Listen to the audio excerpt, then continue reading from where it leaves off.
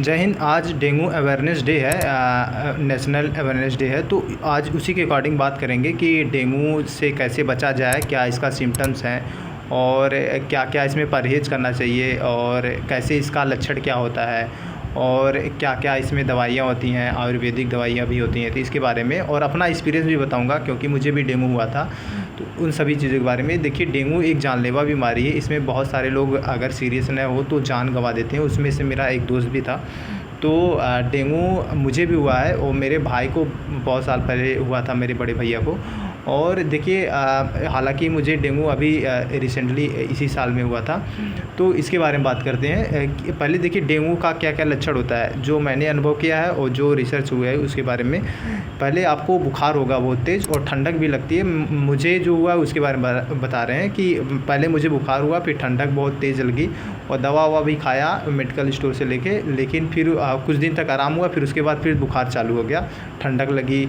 उसके बाद मेडिकल वाले ने बोला कि एक बार आप चेकअप करवा लो, आपको हो सकता है डेंगू हो। लेकिन ठीक हो गया तो बोला कि नहीं, डेंगू नहीं था। फिर जब बुखार उभरा उस समय मैं दिल्ली से मुंबई आने के लिए अपना टिकट कटवा लिया था। तो फिर उसके बाद जब ज़्यादा तबीयत ख़राब होने लगी तो क्या होता है कि आप अच्छे से चल नहीं पाते हो। मेरा जो दिल्ली में रूम था वो तीसरे फ्लोर पे था। मैं चढ़ आसानी से जाता था लेकिन उतरने में बहुत दिक्कत होती थी। और यही सब दिक्कत होती है ना, आपको पेट में ज़्यादा कुछ पचता नहीं है, यानी कि आप बार बार उल्टी कर देते हो, खाना नहीं खा पाओगे, चल नहीं पाओगे ढंग से, और बुखार भी बहुत तेज़ रहेगा, ठंडी भी बहुत लगेगी। तो ये सारे इसके लक्षण है। फिर उसके बाद मैं जिस दिन मेरा टिकट था उस दिन मेरे भाई ने बोला कि तुमको डेंगू है, तुम एक बार जाके चेकअप करवा लो। तो मैं पैथोलॉजी पे गया। पैथोलॉजी मेरे दोस्त का है, जानकार का है। तो मैं वहाँ पे चेकअप करवाया तो मेरा प्लेटलेट्स जो था वो 50,000 था। और जो प्लेटलेट्स होता है यानी एवरेज में वो 1.5 लाख से लेके 4.5 लाख तक होता है। मेरा 50,000 था। तो उन्होंने बोला कि आप एक बार डेंगू का भी चेक करवाइए। तो मैंने डेंगू भी चेक करवाया तो वो पॉजिटिव निकला। तो बोले आपको हॉस्पिटलाइज हो जाना पड़ेगा, आप जा नहीं सकते मुंबई में। लेकिन मैं बोला अगर मुंबई मैंने गया तो बहुत डिले हो जाएगा क्योंकि वेटिंग में मेरा टिकट चला जाएगा, इस वजह से। तो उन्होंने फिर मैं डॉक्टर के पास गया। वहाँ पे मैं अकेले ही था, मेरे साथ कोई भी नहीं था। मेरे दोस्त थे सोनू वगैरह, वो सब बहुत ही ज़्यादा अवेयरनेस नहीं थे इस बारे में।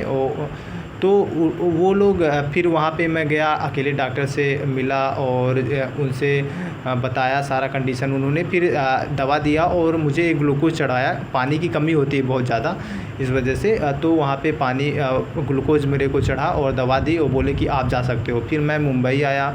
मुंबई मेरे भैया ने मेरा बहुत देखभाल किया। उसके बाद जब तक दवा थी उसके बाद वो बोले कि एक बार प्लेटलेट्स का चेक करवा लेना, और प्लेटलेट्स एक बार गिरेगा लेकिन फिर ऊपर उठ जाएगा, आपका फिर से प्लेटलेट्स बढ़ जाएगा। तो मैंने बोला ठीक है। उसके बाद बोले कि डेंगू का भी चेक करवा लेना। फिर उसके बाद मैं गया। फिर मुंबई आया। मुंबई में मैं बहुत घूमा इधर उधर क्योंकि नया नया आया था। फिर उसके बाद इधर उधर घूम रहा था, डेंगू को लाइटली ले लिया। फिर उसके बाद क्या हुआ, जब चेक करवाने की बेला आई, जब मेरा कोर्स ख़त्म हो गया तो मैं जब चेक करवाया तो मेरा प्लेटलेट जो था वो 24,000 हो गया था। यानी 1.5 लाख और 4.5 लाख के बीच में कहाँ 24,000 हो गया था।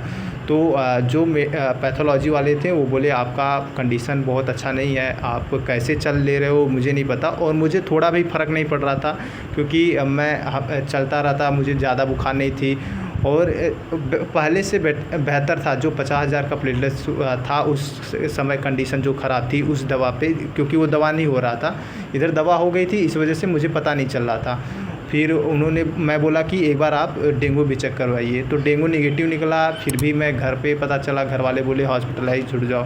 फिर मैं हॉस्पिटलाइज हुआ। फिर उसके बाद कस्तूरबा एक हॉस्पिटल है, वहाँ पे हॉस्पिटलाइज हुआ। वहाँ पे बहुत ही अच्छे से लोग ट्रीट करते हैं। आपको समय से खाना, हर किस्म का खाना वहाँ पे मिलता है अलग अलग करके। दूध आपको मिलता है, 2 टाइम चाय मिलती है और नर्सेज वगैरह आपका प्रॉपर, और डॉक्टर प्रॉपर आके टाइम से आपका चेकअप करते हैं, ब्लड टेस्ट करते हैं, हर एक चीज़ बहुत ही अच्छे तरीके से। वो मुझे बहुत ही अच्छा लगा वहाँ पे। और मेरे भाई ने बोला तुम हॉस्पिटलाइज हो जाओ। मैं हॉस्पिटलाइज हुआ और 1 भी रुपया आपका खर्च नहीं होता है वहाँ पे, ये बहुत ही अच्छी बात है। फिर वहाँ पे मुझे करीबन 86,000 जब प्लेटलेट्स हो गया उसके बाद वो हमें छोड़ दिए। तो देखिए इसमें क्या-क्या आप ले सकते हैं। इसमें आप गिलोय का रस पीने के लिए जो डॉक्टर अलग से दवा देते हैं वो तो अलग, लेकिन जो आयुर्वेद में है गिलोय का रस, पपीते का पत्ता, कीवी हो गया, ड्रैगन फ्रूट हो गया, बकरी का दूध हो गया, इन सभी चीज़ों को आपको बराबर खाना पीना पड़ेगा। आपको तला हुआ, भुना हुआ बहुत ही ज़्यादा अवॉइड करना पड़ेगा, फ़ास्ट फूड आप अवॉइड करेंगे। देखिए अगर आपको कंडीशन बहुत ज़्यादा ख़राब हो जाती है तो आपको ब्लीडिंग की समस्या हो सकती है, इंटरनल ब्लीडिंग होती है जिसमें और आपको बाहरी से भी ब्लीडिंग हो सकती है। जैसे कि आपका हाथ बहुत तेज़ लाल हो जाएगा, चकत्ते लाल-लाल पड़ना चालू हो जाएँगे। आपको कुछ भी हाथ आपका मतलब कि जैसे दर्द करने लगेगा, तो उस टाइप का मतलब कि मेरे को सिम्पटम्स हुआ था। आपका लैट्रिन में मतलब कि मल में भी दिक्कत हो सकती है, लाल हो सकता है या काला कलर का। ये सब मुझे समस्याएँ नहीं हुई थी, लेकिन मैं आपको बता रहा हूँ कि ऐसी-ऐसी समस्याएँ होती हैं, मैंने देखा था। तो ये सब आपको बहुत ही ध्यान में रखना पड़ेगा कि मुझे कैसे नहीं पता चला वो मैं बता दे रहा हूँ। मैं मुंबई में आया, मैं बहुत चलता-वलता रहा। पहले मुझे वहाँ पे बहुत ज़्यादा दिक्कत हुई दिल्ली में, जबकि 50,000 प्लेटलेट्स थे। यहाँ पे आके इसलिए नहीं पता चला क्योंकि मेरा ऑलरेडी इलाज चल रहा था और मेरा एक और बीमारी है, जैसे कि मैं एक कोल्ड इन्फेक्शन बहुत तेज़ वाला मुझे हुआ था।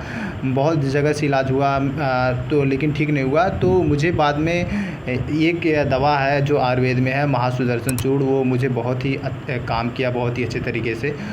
मेरी ये कंडीशन थी कि मैं जब भी पढ़ने बैठता था तो मेरे नाक से पानी गिरता था, तो पढ़ भी नहीं पाता था और बहुत सारी समस्या थी।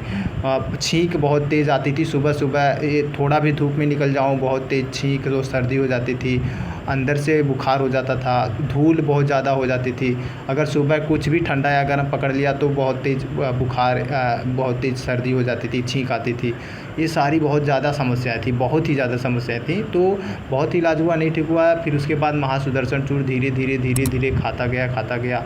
4-5 उसके डब्बे होते हैं, उसको खाया। फिर उसके बाद अब मुझे समस्याएँ नहीं होती हैं।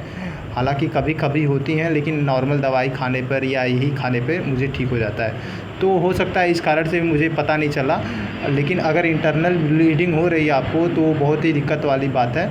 आपके हाथ पे बहुत ज़्यादा लाल हो जाएँगे, चकत्ते पड़ने लग जाएँगे, आपके मल में दिक्कत होने लग जाएगी, ब्लीडिंग हो जाएगी, मल काला हो सकता है आपका या खून निकल सकता है, ये सब समस्याएँ हो सकती हैं। तो यही सब है कि कैसे बचा जाए। मेरा एक दोस्त था जो इससे अपनी जान उसका गँवा दिया। और डेंगू सुबह में अधिकतर काटते हैं, खान-पान में अगर समस्याएँ रहेगी तो ये बहुत ही घातक होगा। तो तब तक के लिए जय हिंद।